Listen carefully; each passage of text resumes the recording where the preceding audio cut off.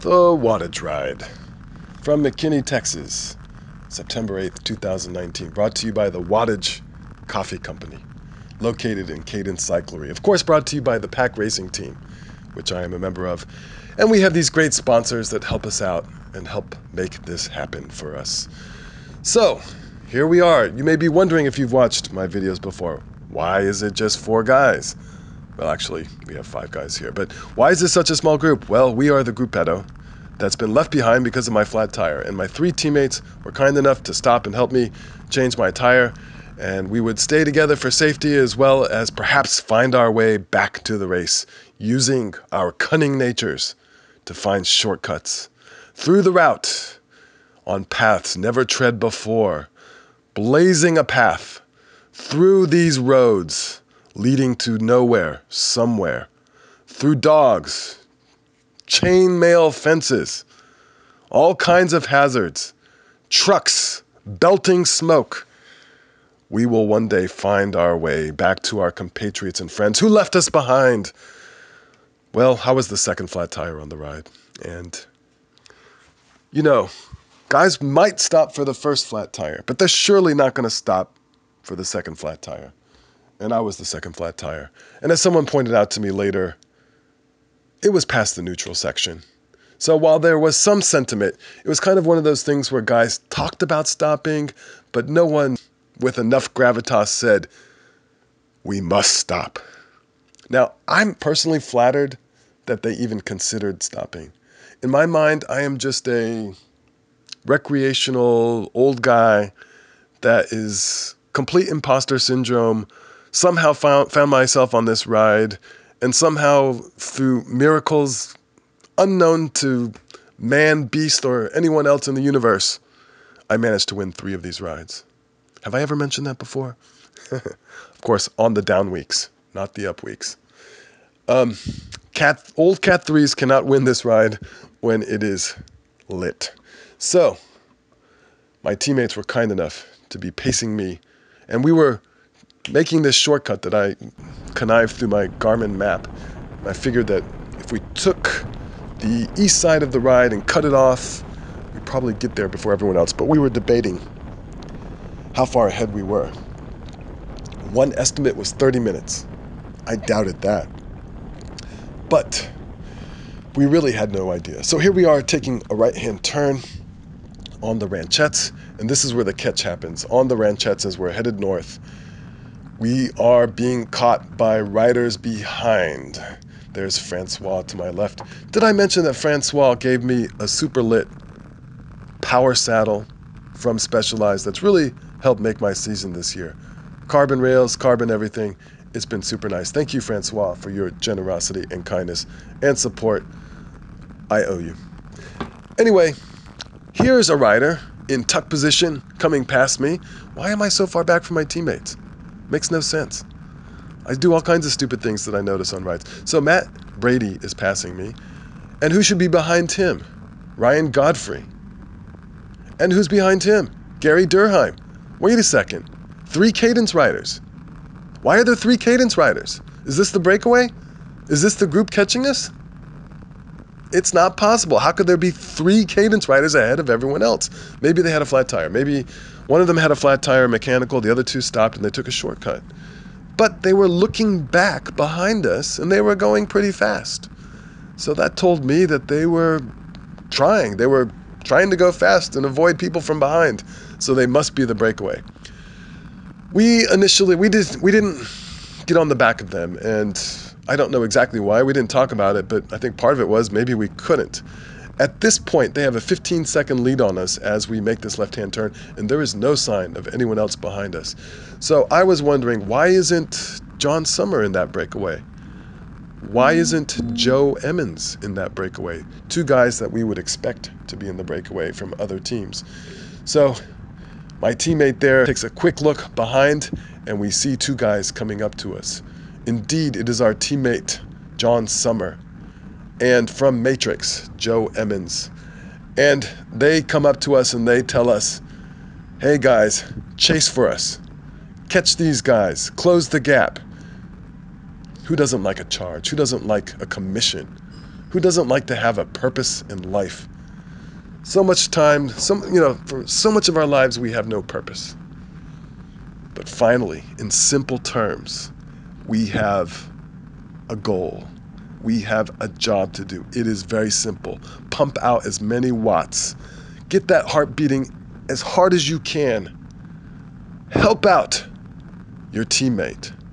Close this gap down. Bring these men back and make them pay for their sins. That's the charge. What a wonderful thing cycling is. What a wonderful thing. Jeff Hall puts in a good pull up the hill. I go over the top, and I look back. Uh-oh. A little bit of a gap. Not that I have a lot of power in my legs. I went into this ride feeling sick, with a chest cold, definitely not feeling up to snuff. So, I was able to find out after the ride why there were 3 cadence riders in the break and these 2 guys chasing. Well, originally, Summer, my teammate John Summer, actually created the break. The other guys bridged up, the 3 cadence guys and Joe Emmons. And another rider, Clint Westhoff. And Clint Westhoff is not on a team, so it was 3 cadence riders against 3 individuals. And what they did was, in that case, the cadence guys started attacking the 3 other riders, doing the classic maneuver of one rider attacking, forcing someone else to chase, then the second cadence rider attacking, and so forth, over and over again until person by person they got popped. So apparently Clint got popped first, and then I'm not sure who got popped later, but it was John and Joe at some point both got popped and were working together. They then caught up to us, and now we are chasing. So that's how 3 cadence riders got ahead. So at this point, I have no desire to hold back. I am working as hard as I can, I think I'm working as hard as I can, to try and bring these guys back. So in other words, I'm not thinking about my own placement. I'm not even thinking about finishing. I am thinking about doing work. So this is my teammate Lynn, and so we have 5 of one team with Joe Emmons of Matrix with us. So theoretically, that could give us an advantage against Joe, but at this point, we'd like to get on the podium, and it doesn't make any sense to try and drop Joe. We want Joe to work with us, especially since Joe, arguably, well, it's probably beyond arguably, is the strongest guy of the group. He is the strongest guy in the group. And if we have any chance for hijinks later, that can come later. But until we catch these guys, we're all in it together. We're all working together. So here we are going up this rise. It's a bit of a tough hill. I would say about 2.5% on the climb here. In Texas, we feel 2.5% climbs. They're not fun. Any kind of climb can be difficult. I was just in Arizona this summer doing some much larger, climbing, going up actual mountains in the northern part of Arizona, and they're not harder, they're not easier. It's just a different pace that you go at in terms of the watts you put out. So if you go 600 watts up a climb, it's tough, even if it doesn't last as long. So it's a power curve issue. Going to the front again, and we are chasing. So we're about to make a left-hand turn here, and our numbers are about to get whittled down here.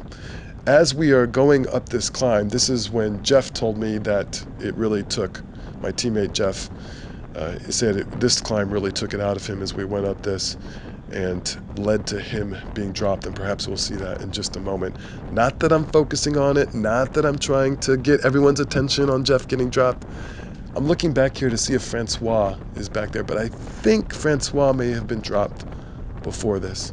Here we are about to take a left at the alternate turn, and so I had mentioned the 15-second gap between us and the group ahead when we made the left-hand turn from the Ranchettes onto New Hope Road. Here we are making this left-hand turn, and they are now 27 seconds ahead. So they have gained 12 seconds on us since we made that turn. And of course, Joe and John had not joined us yet when we made that turn. So here we are headed south into a little bit of a headwind. And again, this is so if we look back here in just a moment, I think we'll see Jeff popped off the back. Joe Emmons here going to the front and pulling, gets in a really nice tuck position up here. and very aerodynamic and very strong in his power. He said after the ride that he did about 310 watts average over 90 minutes for the 90-minute interval on his power curve for this ride. So that shows you how hard he worked on this ride. Of course, I could never touch that number. 310 watts for 90 minutes on a group ride boggles my mind. John Summer told me afterwards that by the time he caught us, the four of us, the four compadres, he said that he was cooked. His legs were cooked by that point, and he didn't have much left. Usually John would be taking super tough pulls on the front, but he is conserving a lot of his energy now. And so here we see Lynn on his brand new bike, like literally the first ride for his bike he just purchased at Cadence Cyclery. Says he likes it very much, and exciting for all of us, Lynn has a power meter. After something like 10 years of racing, he has a power meter, so he gets to go through that exciting phase of figuring out what a power meter is, what it does for him, and what it's going to say. So a lot more tools to use now, Lynn, than in the past.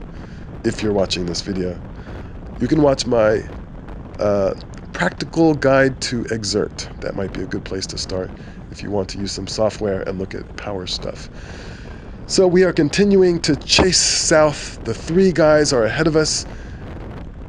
You can't see them really in the video, but we can see them. So the resolution of the eye being much better than 1080p, we can see them and you cannot. So they have been approximately, as I said before, 27 seconds up the road. And we're about to make a right-hand turn into a mild crosswind. And we are working together to chase after them. So the guys ahead are super strong. I believe that Brady and Godfrey are Cat 1s, and Godfrey won the heavy hitter Wattage Ride. In other words, the ride where lots of Cat 1s and Cat 2s showed up. He won that. That was maybe 5 weeks ago, something like that. Really impressive that he won that. So it's not just an ordinary group up the road. It's arguably maybe three stronger guys ahead. You know, their three are arguably stronger than us four.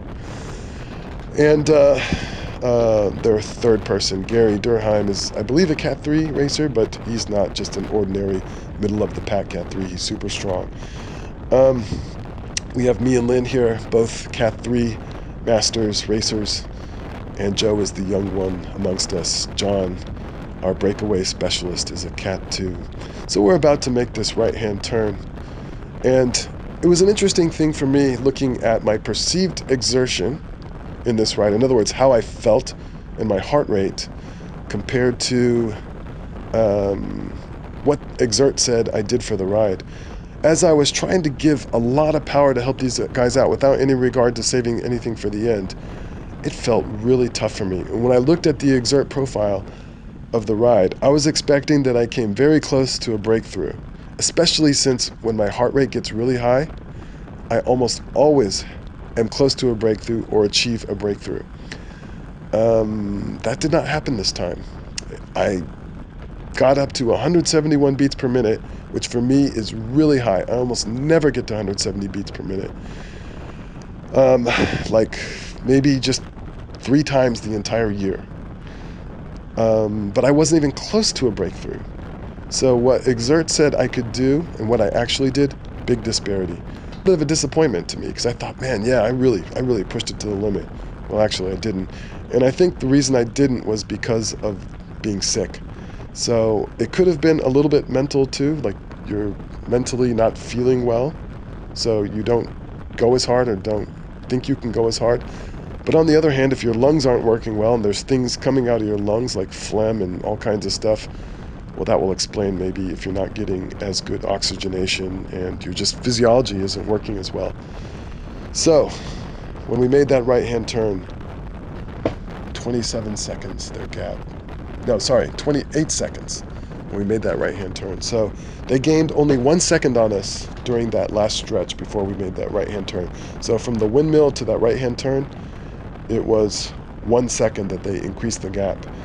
As we were going here, I did have the sense that we were kind of closing the gap.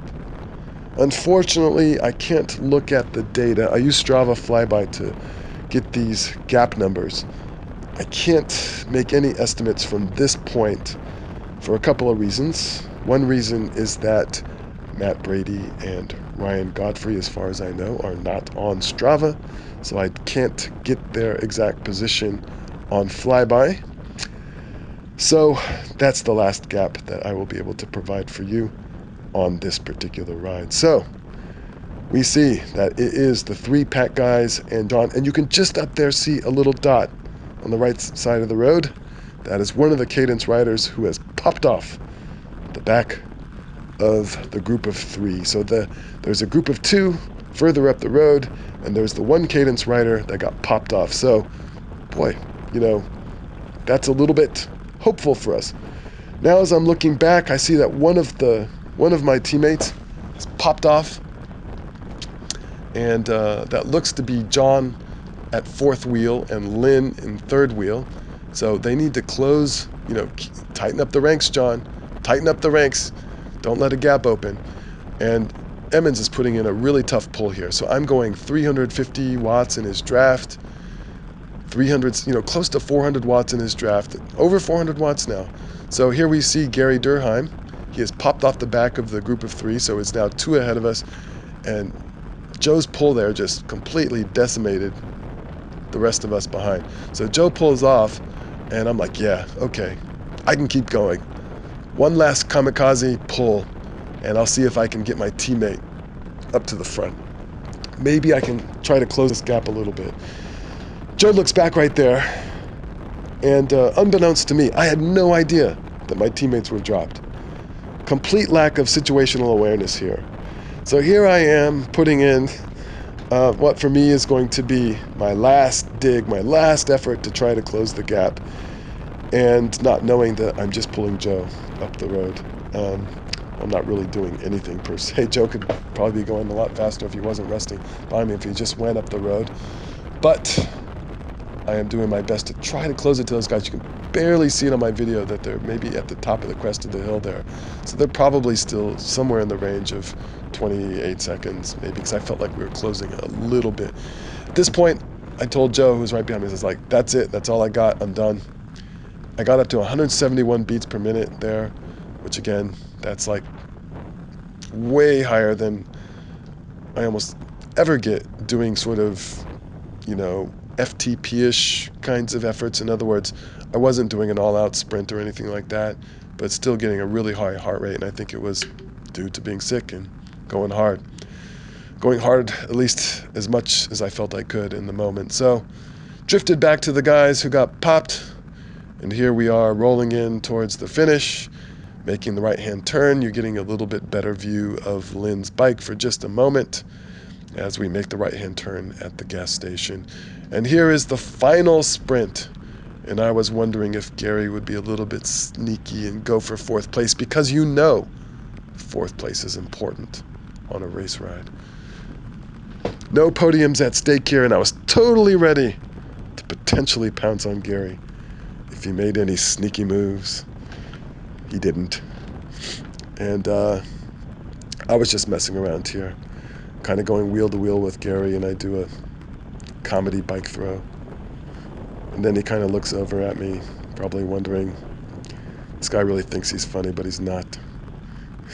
Whatever. I'm not. I know I'm not funny. Here we are coming back to the bike shop. I almost actually didn't make the beginning of the ride. I went to go put my 3rd bottle back away in my car, and they left without me. I couldn't believe they left without me. Then they left me behind when I had the flat tire. But we are survivors. We don't care. We keep going. We have fun. We ride our bikes. That's all I got. We'll meet and talk next time. Bye-bye.